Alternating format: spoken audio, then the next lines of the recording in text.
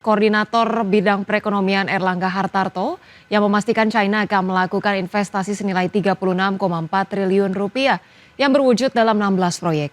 Investasi tersebut akan dipusatkan di kawasan industri terpadu Batang, Jawa Tengah yang telah diresmikan Presiden Prabowo beberapa waktu lalu. Erlangga menyebutkan 16 proyek tersebut mencakup sejumlah sektor, di antaranya proyek baja berkapasitas 1 juta ton, pengolahan daging dan produk kelautan, perdagangan nikel iron, serta proyek riset dan pengembangan tekstil dan juga high-end. Kemudian juga dilaporkan terkait dengan pertemuan kemarin, adakan pertemuan dengan perwakilan Partai Komunis China dari Provinsi Fuzhou. Dan dalam pertemuan itu diadakan Memorandum of Understanding terhadap 16 kegiatan, dan dari 16 kegiatan itu terkait dengan program Twin Country Two Pacs itu terrekam investasi total dari 16 proyek sebesar 36,4 triliun. Seluruhnya akan investasi di kawasan industri Batang yang pada waktu yang lalu Pemirsa, Bank Indonesia berkomitmen untuk memperkuat kebijakan moneter guna menjaga stabilitas dan mendorong pertumbuhan ekonomi nasional. Bank Indonesia juga memastikan nilai tukar rupiah tetap stabil di tengah masih tingginya tekanan global.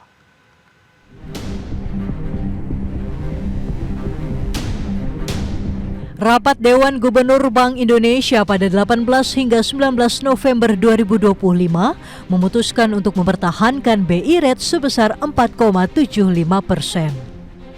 BI juga menahan suku bunga Deposit Facility 3,75% dan suku bunga Lending Facility sebesar 5,5%. Keputusan ini konsisten dengan fokus kebijakan jangka pendek untuk stabilisasi nilai tukar rupiah dan menarik aliran masuk investasi portofolio asing dari dampak meningkatnya ketidakpastian global.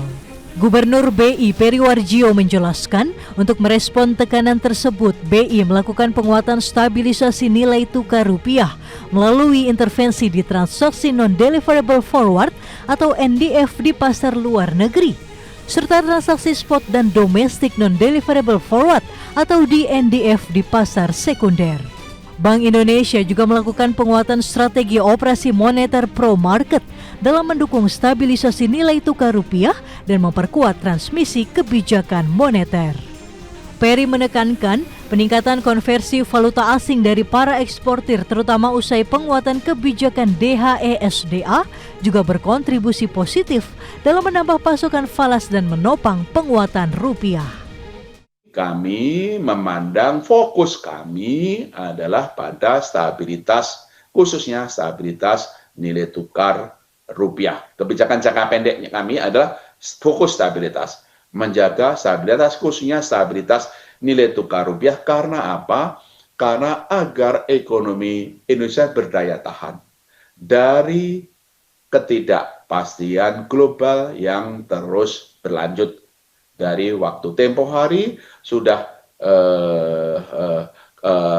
membaik, ya, karena ada perundingan kebijakan tarif sudah membaik, tapi dalam 2 bulan terakhir ini meningkat kembali karena ada government shutdown yang terlama di dalam sejarah, kemudian inflasi Amerika yang nggak turun-turun, dan akhirnya Fed Fund Rate itu turunnya lebih sedikit dibandingkan dengan prediksi pasar atau less dovish.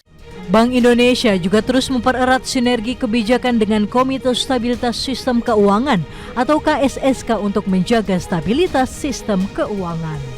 Selain itu, sinergi kebijakan dengan pemerintah juga diperkuat untuk menjaga stabilitas dan mendorong pertumbuhan ekonomi yang sejalan dengan program Astacita pemerintah. Jakarta, Tim Liputan, IDX Channel. Pemirsa, Kementerian Perindustrian mempercepat peningkatan SDM industri di tanah air. Hal tersebut sebagai upaya untuk mewujudkan komitmen pemerintah dalam penguatan pendidikan vokasi yang merupakan strategi utama untuk memutus rantai kemiskinan di tanah air. Kementerian Perindustrian melalui Badan Pengembangan Sumber Daya Industri mendorong percepatan peningkatan SDM industri di tanah air yang tak hanya memiliki kompetensi melainkan mampu beradaptasi sesuai kebutuhan dunia kerja baik di dalam negeri maupun pasar global. Menteri Perindustrian Agus Gumiwang Kartasasmita menyebutkan peningkatan SDM industri ini dilakukan sesuai dengan komitmen Presiden Prabowo dalam melakukan penguatan pendidikan vokasi yang merupakan strategi utama untuk memutus rantai kemiskinan, sekaligus menjadi prioritas pembangunan nasional yang memandatkan pembangunan manusia Indonesia yang unggul. Percepatan industrialisasi untuk meningkatkan nilai tambah, penguatan hilirisasi yang berkelanjutan, serta transformasi digital dan inovasi teknologi. Adapun pada tahun ini, Kementerian Perindustrian telah meluluskan sebanyak 2.993 lulusan program diploma dan magister terapan dari 13 perguruan tinggi vokasi Kementerian Perindustrian. Bapak Presiden Prabowo berkali-kali dan termasuk dalam rapat kabinet terakhir selalu menegaskan pentingnya penguatan pendidikan vokasi sebagai strategi utama untuk memutuskan rantai kemiskinan sekaligus menjadi prioritas nasional guna memastikan lulusan pendidikan memiliki kompetensi yang benar-benar sesuai dengan kebutuhan dunia kerja baik di dalam negeri maupun di pasar global. Selain mewujudkan Indonesia Emas dan pembangunan nasional melalui sektor industri dengan penguatan SDM, Kemenperin juga telah menyusun strategi baru industrialisasi nasional atau SBIN. Strategi ini dirancang untuk memastikan bahwa industrialisasi Indonesia tidak sekedar berjalan, tetapi naik kelas, sehingga industri nasional mampu tumbuh lebih kuat, lebih modern dan lebih berdaya saing. Dari Jakarta, Adi Firmansyah, IDX Channel. Pemirsa, PT Pertamina Persero memastikan kesiapan pasokan bahan bakar minyak jelang libur Natal 2025 dan Tahun Baru 2026. Sejumlah jenis BBM diprediksi akan mengalami kenaikan konsumsi hingga 3% pada periode tersebut. PT Pertamina Persero memastikan kesiapan pasokan bahan bakar minyak jelang libur Natal 2025 dan Tahun Baru 2026. Pertamina memprediksi sejumlah jenis BBM mengalami kenaikan konsumsi hingga 3% pada periode tersebut. Kebutuhan energi pada periode Nataru diperkirakan meningkat, terutama konsumsi gasolin seperti Pertalite dan Pertamax meningkat 2,3%, LPG 3,3%, Aftur 2,4% dan Korosen 6%.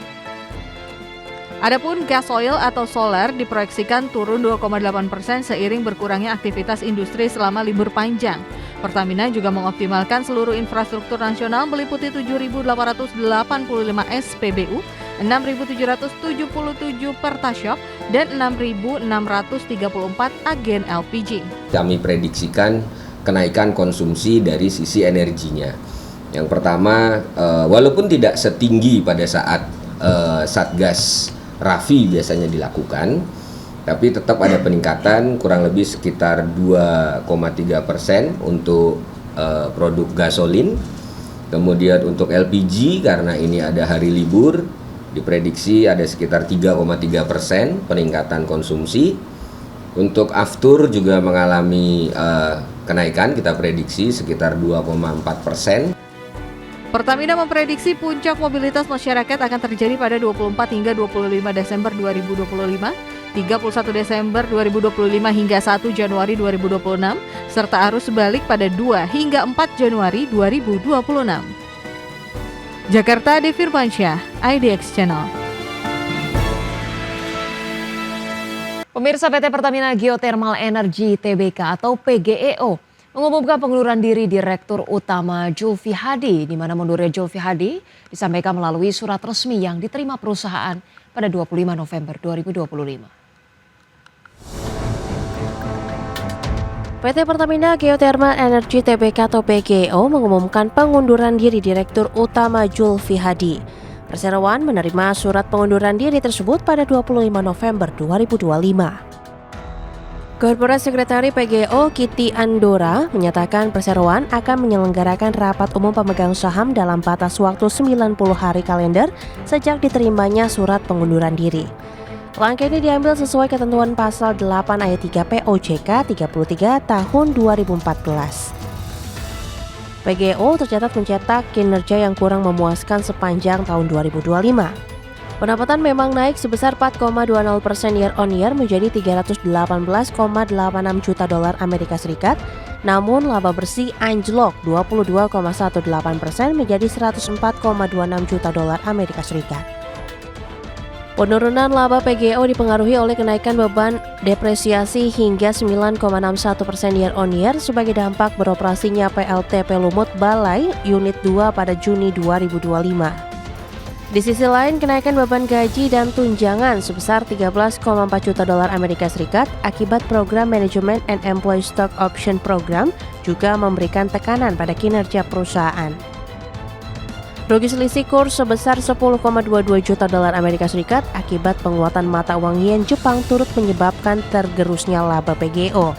Namun perusahaan mengaku masih dalam level yang wajar dan saat ini fokus melakukan upaya lindung nilai untuk mempertahankan rugi kurs tidak melebihi 10 juta dolar Amerika Serikat. Tim Liputan, IDEX Channel. Pemirsa, kinerja PT Summarecon Agung Tbk melemah sepanjang periode Januari hingga September 2025. Pelemahan mengakibatkan laba bersih turun lebih dari 41% dibandingkan periode yang sama di tahun lalu. PT Summarecon Agung Tbk, emiten berkode saham SMRA, mengalami penurunan kinerja keuangan sepanjang periode Januari hingga September 2025. Laporan keuangan terbaru menunjukkan kinerja perusahaan berada di bawah ekspektasi pasar dengan level profitabilitas menurun signifikan.